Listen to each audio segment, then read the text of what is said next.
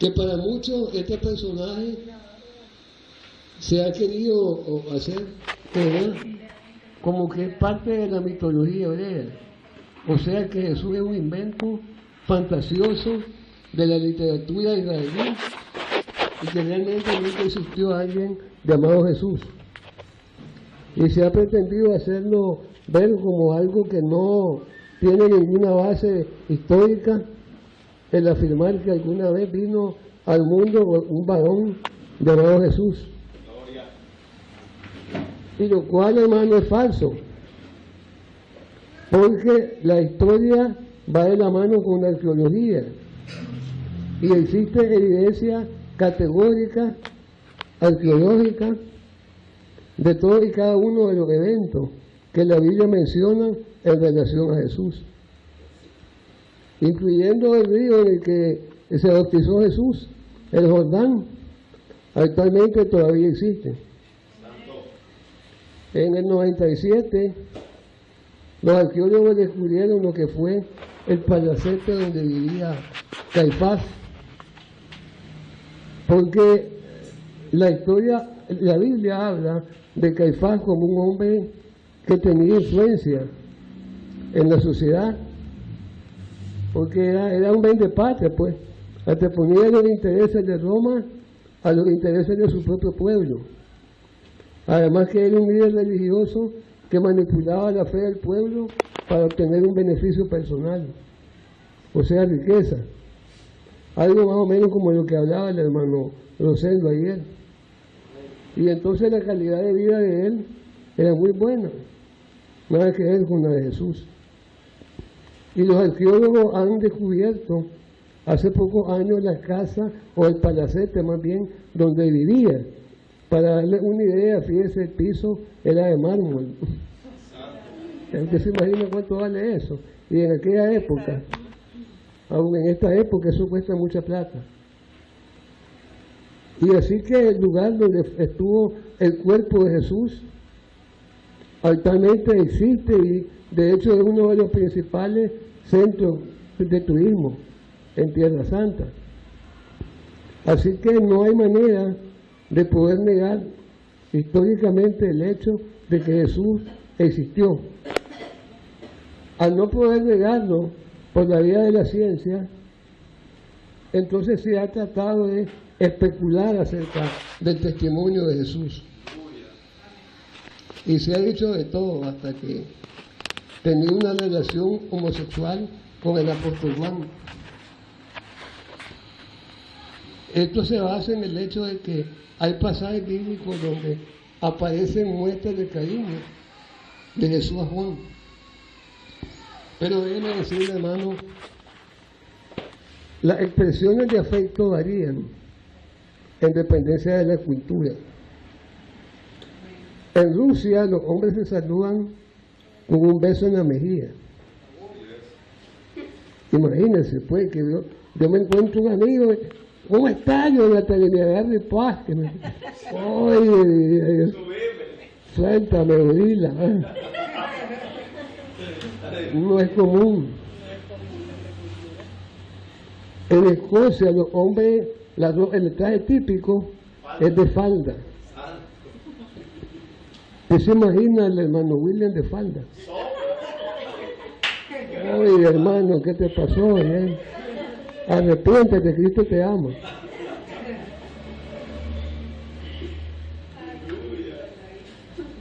Aquí hay hombres que usan el color rosado. De hecho, yo lo uso. Pero hay lugares donde el color rosado es de mujer y si era un hombre de rosa, ya se le volteó. Ya, son cuestiones culturales. En Israel los hombres también se saludan de beso. Es una expresión de afecto. Sí, lo que el apóstol Pablo llamaba el beso santo, ¿no? Un saludo, una expresión de fraternidad. Pero se ha manipulado estos textos para hacer ver como que había algo pasional entre Jesús y Juan. Y de repente no se entiende porque Primero que era con Juan el asunto, y últimamente que era con Magdalena. Y que de hecho que tuvieron un hijo, y toda una historia alrededor. Hasta unos que dicen que Jesús era un maestro esotérico, que a la edad de 12 años se fue a Egipto, y que estuvo aprendiendo magia negra y magia blanca, y no sé cuántas cosas más, y que por eso es que tenía el poder para sanar. En fin, se hizo de todo, hasta que fue el primer socialista en el mundo. De todo.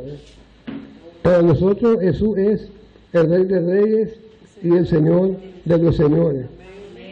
El Hijo de Dios, el Emmanuel, el Dios con nosotros. Y quiero hablarle no del hecho de sí de su muerte, porque ya los que estamos aquí creo que muchas veces hemos oído el tema de las 7 palabras. Más bien voy a hablarle de lo que pasó durante los 3 días en el que Jesús estuvo en el sepulcro. Y ese es el tema. Los 3 días en el sepulcro de Jesús. Primero quiero que lean el Salmo 16:10. Y vamos a ver que la función que Jesús realizó en estos 3 días fue dicha de manera profética por David en el Salmo 16:10. A ver si lo lee Edwin. Dice, porque no dejarás mi alma en el Seol, ni permitirás que tu santo vea corrupción. Amén. David está hablando ahí de manera profética y se está refiriendo a Jesús.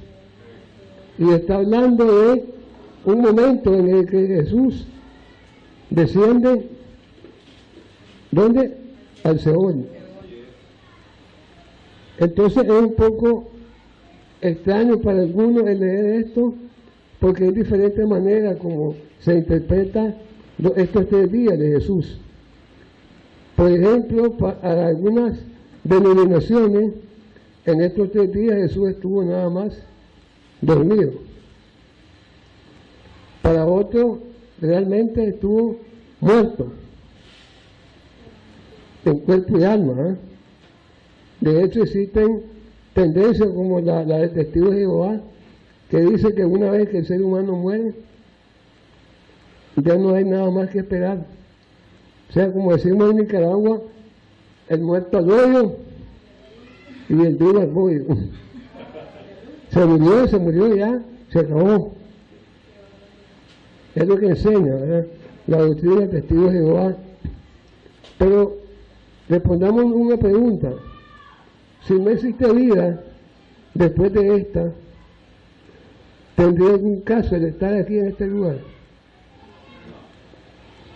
Decía Pablo, si Cristo no resucitó, y si no hay vida después de la vida física, entonces pobre de mí si predico este evangelio. O sea, estamos perdiendo el tiempo. Si realmente esta vida es todo lo que hay, ¿para qué entonces limitarnos de darle gusto al cuerpo? Mejor le damos hasta donde aguante, dicen. De todos modos, como dice una canción, ya muerto no me llevo más que un puño de tierra para la sepultura. Lo cual es una manera equivocada, hermano, de interpretar lo que dicen las Escrituras. Porque vamos a ver en el desarrollo del mensaje que Jesús tuvo 3 días de mucha actividad en estos días en los que supuestamente estaba muerto. Primero quiero que veamos el hecho en sí de su crucifixión. Quiero invitarles a que lean Juan 19, verso 30.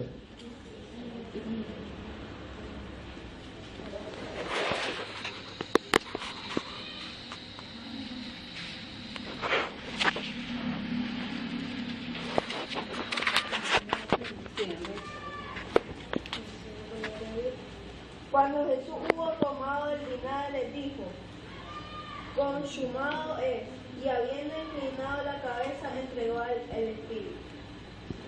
Amén. Entonces fíjese, dice que Jesús experimentó la muerte física. Recuerden que Jesús estaba en esta tierra en un cuerpo humano, como el nuestro. Y por tanto tenía que experimentar la muerte física. Ahí mismo en el Juan 19, pero ahora verso 38 al 42. ¿Sí? Después de todo esto, José de Arimatea, que era discípulo de Jesús, pero secretamente por miedo de los judíos, rogó a Pilato que le permitiese llevarse el cuerpo de Jesús, y Pilato se lo concedió. Entonces vino y se llevó el cuerpo de Jesús. También Nicodemo, el que antes había visitado a Jesús de noche, vino trayendo un compuesto de mirra y de aloes, como 100 libras. Tomaron pues el cuerpo de Jesús y lo envolvieron en lienzo con especies aromáticas, según es costumbre sepultar entre los judíos. Y en el lugar donde había sido crucificado había un huerto, y en el huerto un sepulcro nuevo, en el cual aún no había sido puesto ninguno.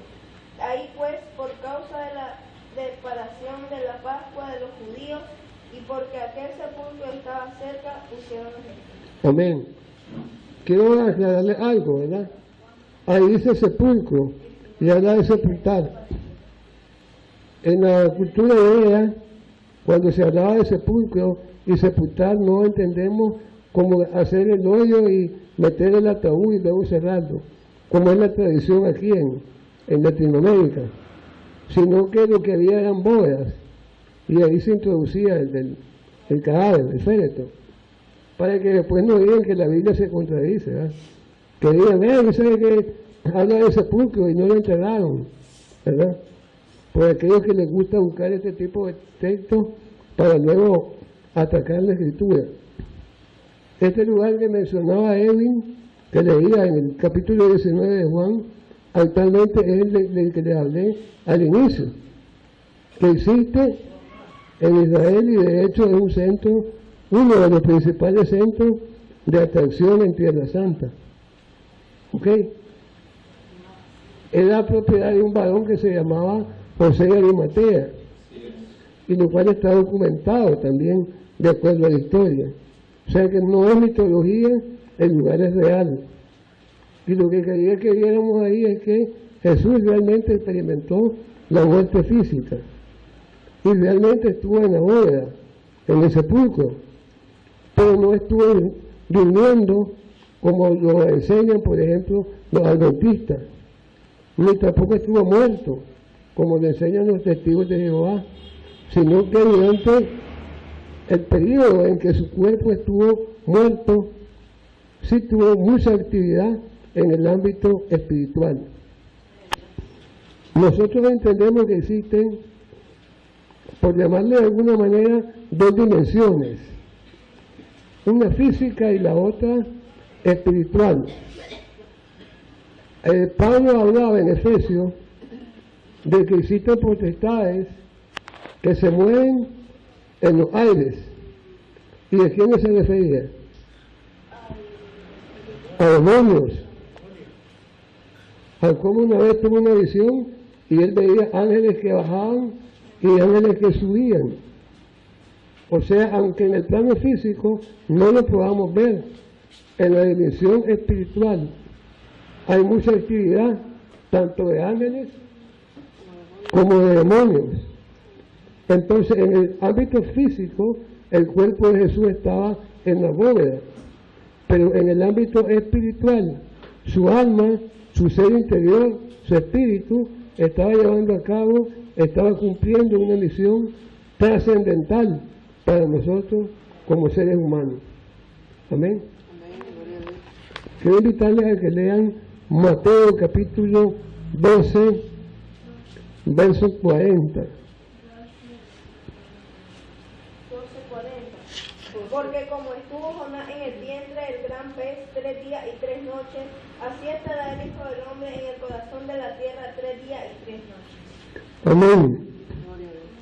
Fíjese, así como estuvo Jonás en el vientre del gran pez, o sea, como estuvo Jonás en la profundidad. Así también estará el Hijo del Hombre, o sea Jesús, 3 días o 3 noches. ¿Dónde? En el corazón de la tierra, o sea, en el infierno. Algunos leen el texto, pero la verdad es que es Jesús mismo el que está hablando en este pasaje, y el texto es bastante claro y no deja lugar a especulación. Dice 3 días, 3 noches en el corazón de la tierra. Así descenderá el Hijo del Hombre, igualmente como descendió Jonás al vientre del pez. Amén, hermano. ¿Hasta aquí se entiende? También se puede ver en el libro de Efesios, en el capítulo 4, del verso 8 al 10.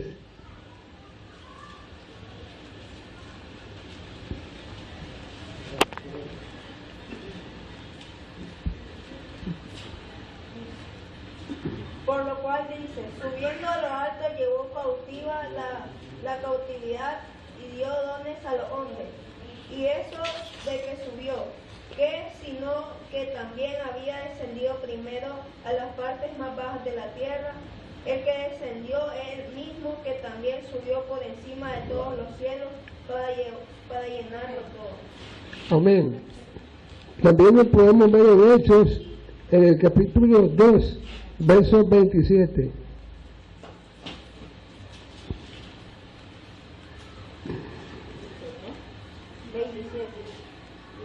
Porque no dejarás mi alma en el Hades, ni permitirás que tu santo vea corrupción. Amén. Entonces yo creo que es claro el hecho de que el alma de Jesús fue al infierno en los 3 días en que Jesús físicamente falleció. Entonces viene la pregunta de cómo es que Jesús va al infierno, porque si es santo, ¿qué fue hacer ahí? Se entiende que los que van a ese lugar son los que han vivido dando la espalda a Cristo. Y es válida la pregunta, ¿qué fue a hacer ahí? ¿O por qué estuvo ahí? Primero me gustaría que quede bien sentado, hermano, que el ser humano tiene cuerpo, tiene alma y espíritu. Al fallecer, lo que va al sepulcro nada más es tu cuerpo, mi cuerpo. El espíritu, que es el aliento de vida que Dios le dio al hombre, sea bueno o malo, vuelve a Dios porque Él es el dueño. Pero el alma, hermano, el alma es inmortal y es eterna. No es cierto que uno queda dormido, ni tampoco que uno desaparece. El alma vive en uno de 2 lugares, hermano. En uno de condenación, que la Biblia llama Hades, o infierno, y en otro que es un paraíso, que el Señor ha prometido. En uno de estos 2 lugares se encuentra el alma de aquellos que han fallecido. Amén. Así que no es verdad eso de que andan por ahí diciendo a veces, es que me salió mi abuela. El que anda asustando, porque como era malo, ahí anda asustando ahora. Eso no es verdad, hermano. El alma del difunto o está en la gloria o está con Caifás. Solamente 2 lugares.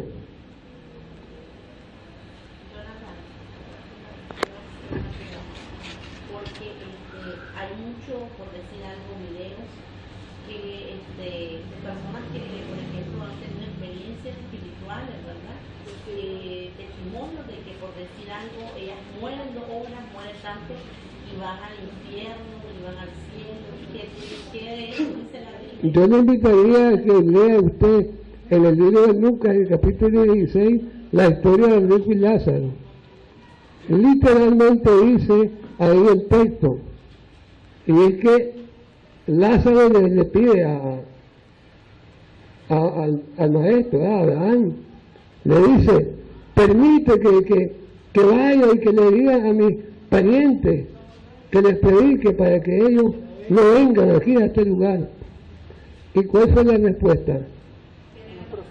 Allá tienen a los profetas, allá tienen la ley, o sea, allá están los predicadores en la tierra, ahí está la Biblia, que vayan y la lean.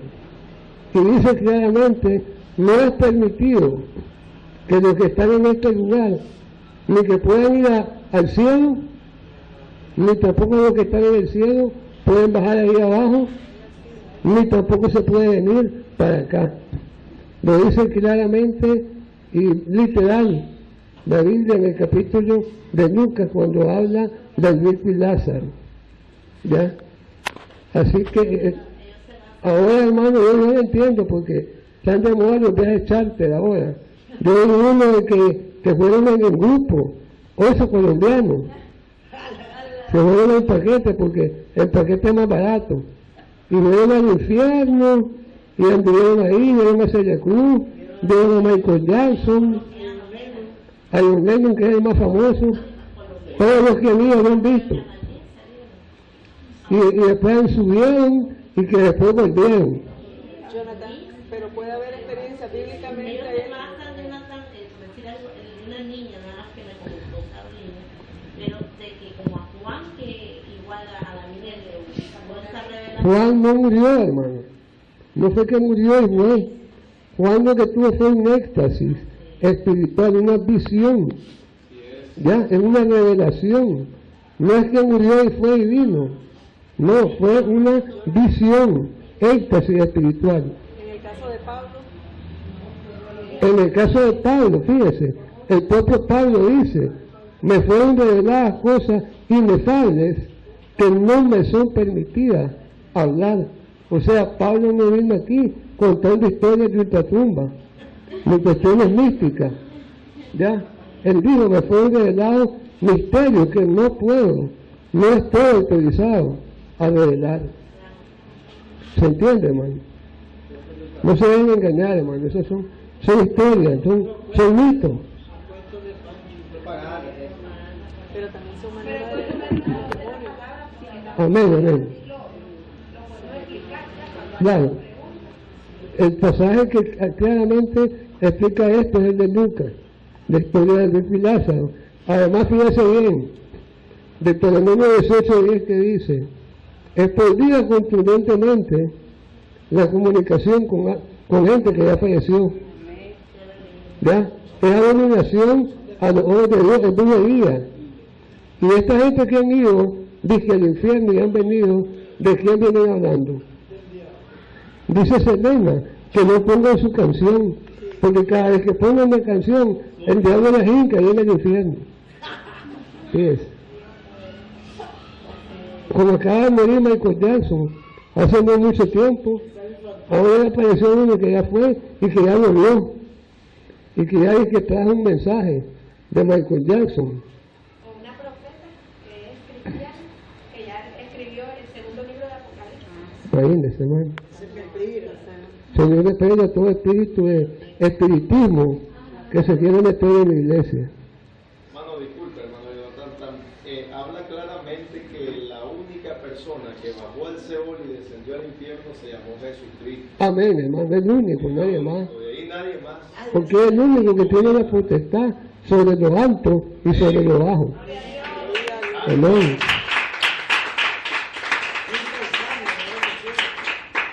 No hay otro. Entonces entendemos lo del viaje de Jesús. Y tuvo un propósito, fíjese. No es que fue de turista como van ahora. Iba a cumplir una misión. Mire lo que sucede, hermano.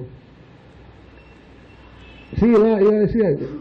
Bueno, retomando el tema, que sí quedó claramente de lo que bajó Jesús a las comunidades.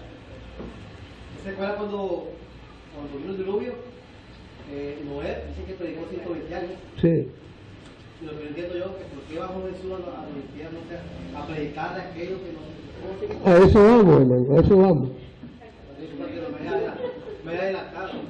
En el Antiguo Testamento, la información acerca de lo que pasa con las almas era muy limitada, hermano. Recuerden que en este periodo no existía aún el Nuevo Testamento, que es donde Dios revela el reino de los cielos.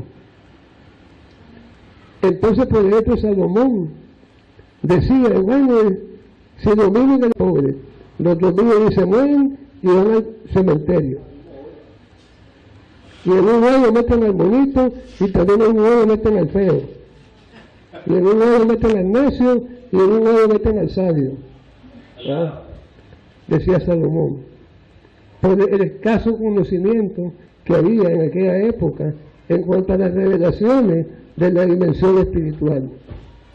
Fíjense que los profetas de la antigüedad ya hubieran deseado vivir en esta época, cuando Dios revela tantos misterios de su reino. El profeta Daniel vio cantidad de visiones, pero algunas entendió y otras no. Gloria a Dios, porque Él le ha dado a su iglesia, por medio del Espíritu Santo, la sabiduría para poder interpretar el plan de Dios para su pueblo a través de los tiempos. Amén. Entonces, alguna vez le sale ahí, de que el abuelo o el bisabuelo reprendan en el nombre de Cristo, hermano. Porque eso es un espíritu engañador, un espíritu de engaño. Pues hay que reprender eso más bien, en el nombre de Cristo. Entonces, muchas almas del Antiguo Testamento fueron al infierno, porque llevaron una vida dándole espalda a la verdadera fe. Es más, cuando Jesús va a ese viaje, ¿verdad?, el que tenía el control, fíjese, sobre la vida y la muerte, ¿quién era?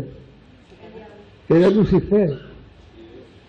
Porque Dios había dado el poder, la mayordomía en este planeta a un hombre, a Adán.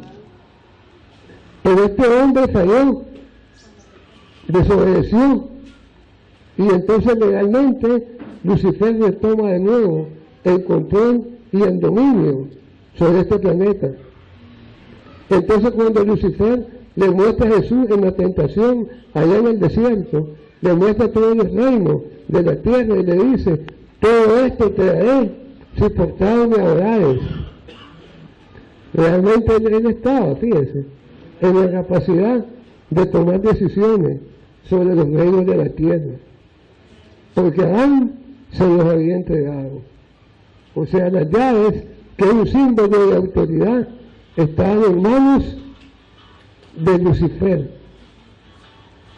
Precisamente a esto fue Jesús, a anunciar el juicio a los espíritus, o sea, a los demonios, juicio de condenación. O sea que el enemigo tiene sus días contados. Lo puede ver en primera de Pedro 3, del 18 al 20.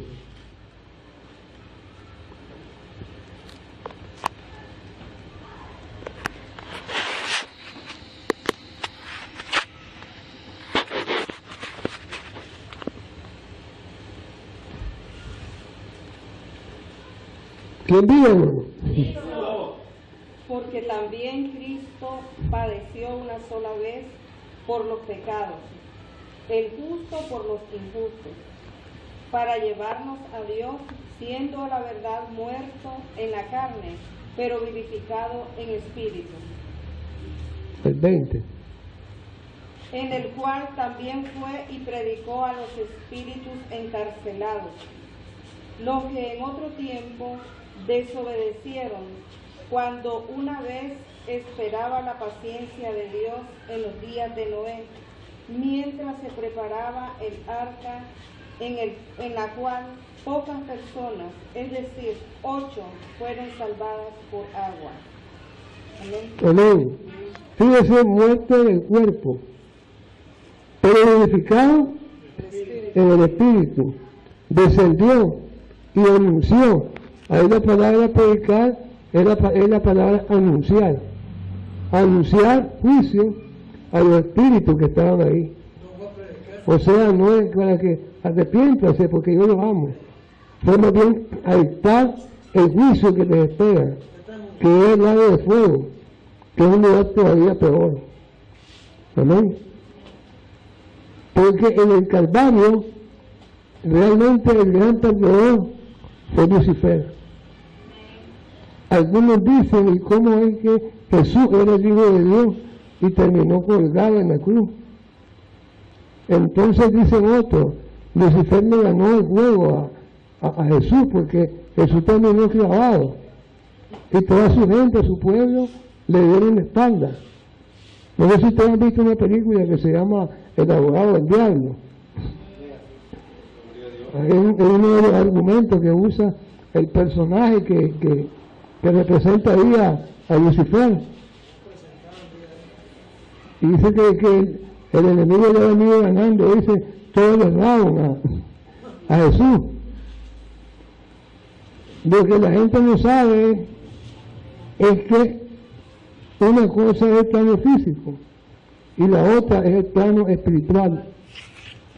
Y que este plano físico depende del plano espiritual. O sea, el que tiene el control en el ámbito espiritual también tiene el control en el ámbito terrenal. Por eso Cristo dijo, mas buscad primeramente el reino de Dios y su justicia, porque todo lo demás a tu alrededor te vendrá por añadidura. O sea, primero mejorar internamente, primero crecer interiormente y luego tu realidad exterior va a ser transformada. Porque es lo material que depende de lo espiritual.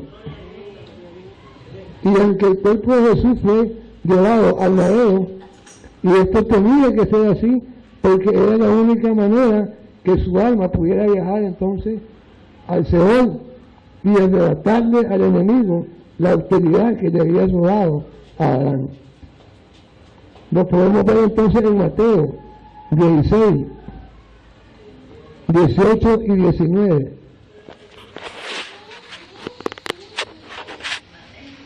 Yo también te digo que tú eres Pedro y sobre esta roca edificaré mi iglesia y las puertas del Hades no prevalecerán contra ella. Y a ti te daré las llaves del reino de los cielos, y todo lo que atares en la tierra será atado en los cielos, y todo lo que desatares en la tierra será desatado en los cielos. Amén. Todo ahí es una representación de la iglesia de Cristo. Y después, y de entrada dice las llaves. Y las llaves, como dije, es un símbolo de autoridad. ¿Cómo es que Cristo delega la autoridad en la iglesia? Es porque primeramente Él mismo la conquistó con su obediencia plena y absoluta hacia el Padre. Esto le dio el derecho entonces de ir y retomarla de aquel que las tenía, que era Lucifer. ¿Y cuándo sucedió esto?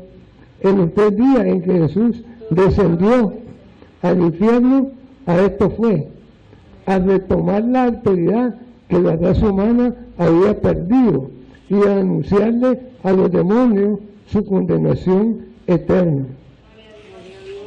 Amén. Y mediante este acto de Cristo es que ahora nosotros tenemos salvación y vida eterna. Porque si antes reinaba la muerte sobre nuestras vidas, hoy reina la salvación y la vida eterna en Cristo Jesús y Señor nuestro. Y no por nuestros méritos, sino porque hubo alguien que pagó el precio y precio de sangre para que usted y yo fuéramos salvos. Amén. Lo puede ver en Colosenses, capítulo 2, versos 14 y 15.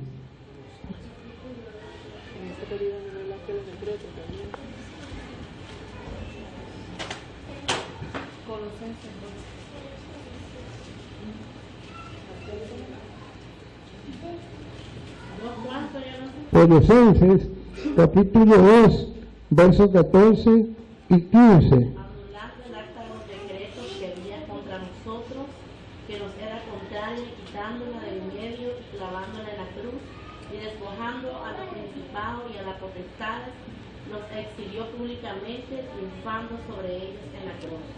Amén. Fíjese, anulando el acta de decreto que había en contra nuestra. Para anular un acta, hermano, había que pagar el precio. Y el precio era de sangre. O sea, esto sucedió previo a la muerte de Cristo. ¿Se entiende? Que cuando Jesús derrama su sangre. Por eso tomé el pasaje de Juan 19, cuando él dijo, consumado es, y luego expiró. Consumado es igual a decir, está cancelado. Usted sabe que cuando uno paga, a uno le dan un recibo, y en el recibo te ponen un sello. ¿Y qué dice el sello? Cancelado. Ya no debes. La deuda está cancelada, pagada. Cuando Jesús dijo, consumado es, dijo, cancelado está, anulado está, tu deuda y la mía está pagada. El infierno que teníamos ganado ahora se transforma en un paraíso que nos espera por el sacrificio de Cristo, porque Él pagó el precio en el Calvario. Y dice, y despojó ¿a quiénes? A los principados y potestades. ¿De dónde? Del infierno, ¿eh? A los demonios, y les anunció su juicio. Ustedes saben, hermanos, que antes de la muerte de Cristo, aún los demonios estaban engañados por Lucifer. ¿Recuerdan cómo fue la historia de la caída? Lo que hizo Lucifer. Empezar a decir que Dios era vanidoso, soberbio, y que solo quería la adoración para él mismo, y etcétera, etcétera. Y la tercera parte de los ángeles creyeron y pasaron a ser los ángeles caídos. Pues con el sacrificio de Cristo, tanto los ángeles que están en el cielo como los propios demonios se dieron cuenta de la gran mentira de Lucifer. Porque Jesús, siendo el unigénito de Dios y el primero de toda creación, se despojó a sí mismo de su gloria y se entregó para la redención de gente como usted y yo, que no merecíamos nada. Por eso dice también la Escritura que con la muerte de Cristo reconcilió, dice, lo alto y lo bajo. O sea, hasta los propios ángeles de Dios reconocieron realmente el amor de Cristo en ese día.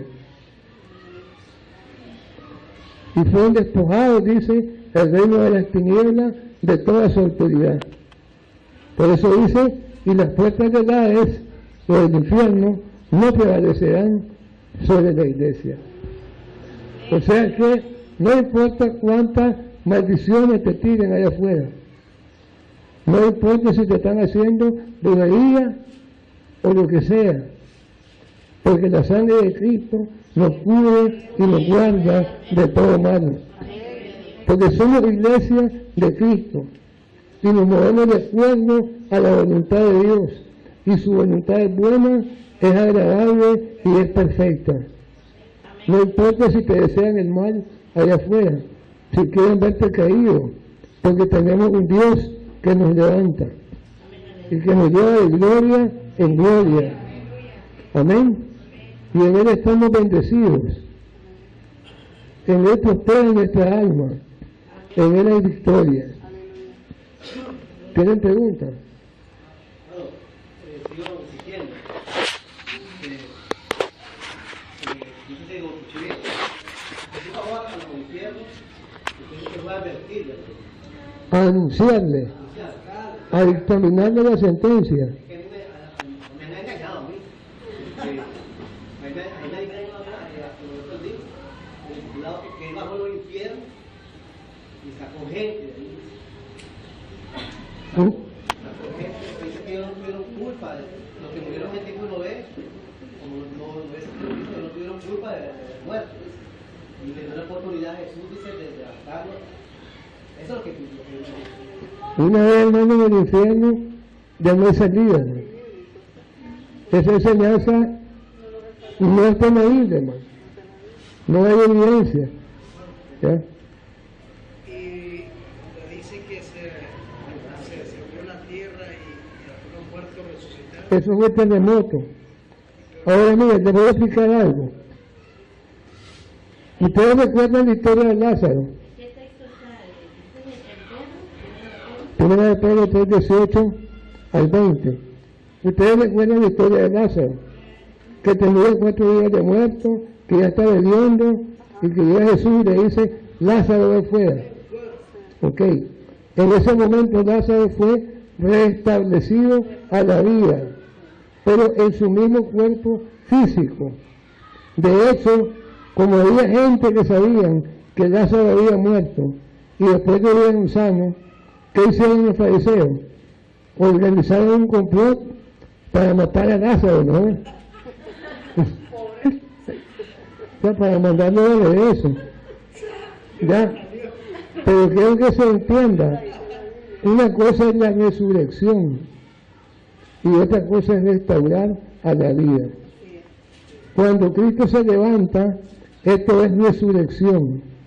Él ya no se levantó con el mismo cuerpo físico que él tenía, sino que se levantó con un cuerpo glorificado.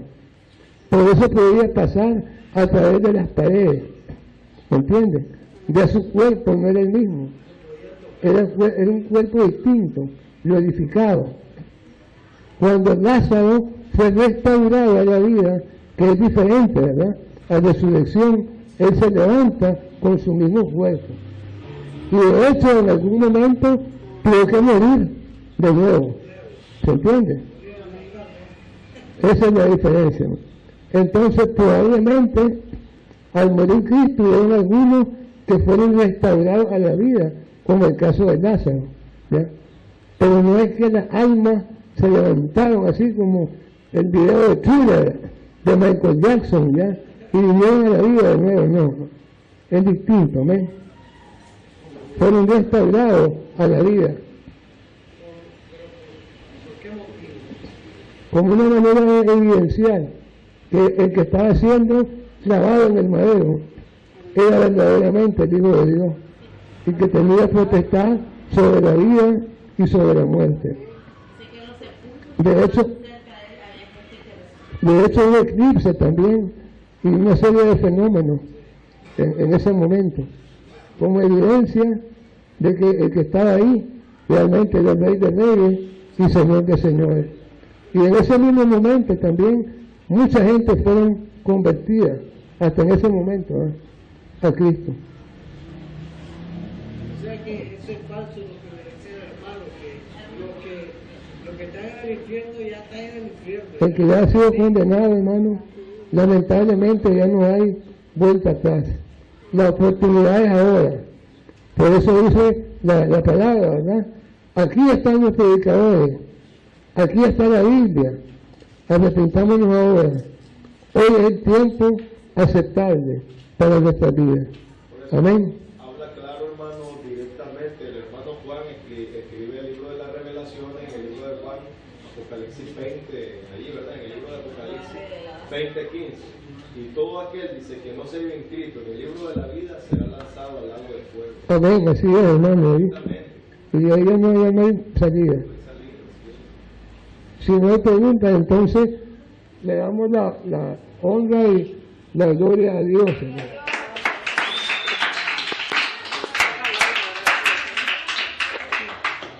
¿Quiere preguntarme?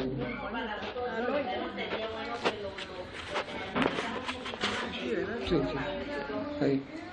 Porque la floración